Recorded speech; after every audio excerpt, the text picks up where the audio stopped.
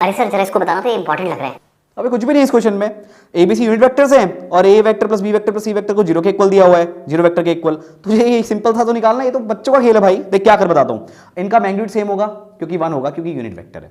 अब क्या कर, तू इसी वेक्टर को, जिसको तेरे को दिया है ना a vector plus b vector plus c vector, इसी को इसी वेक्टर से मल्टीप्लाई कर दे तो भी जीरो के इक्वल आएगा। अब इसको आपस में सॉल्व कर दे, तो तेरा मॉड ए का स्क्वायर, मॉड बी का स्क्वायर, मॉड सी का स्क्वायर, फिर प्लस टू ब्रैकेट में तेरा A dot B, B dot C, C dot A, सबके बीच में प्लस होगा। तो यहाँ पे भाई इन सबकी वैल्यू वन रख, क्योंकि mod A mod B mod सी बराबर है, और यहाँ से तू निकालेगा तो तेरा आंसर आ गया -3/2। हाँ सर आ तो गया सर, लेकिन एक डाउट है, ये जैसे ना a vector dot A vector आएगा जब आप मल्टीप्लाई करोगे तो ये मॉड ए का स्क्वायर कैसे बन गया? अबे ये भी सिंपल सी चीज है दोस्त। क्या करेगा, जब तू ए वेक्टर को ए वेक्टर से मल्टीप्लाई करेगा तो तेरा ए का मैग्नीट्यूड और क्या बनेगा, cos 0, क्योंकि सेम वेक्टर है तो उनके बीच में एंगल क्या बनेगा, 0 डिग्री। तो यहां से तेरा मैग्नीट्यूड ऑफ ए मल्टीप्लाई होकर मैग्नीट्यूड ए का स्क्वायर और cos 0 की वैल्यू 1, तो इसलिए मैंने ऐसा लिखा। अच्छा सर अब क्लियर है।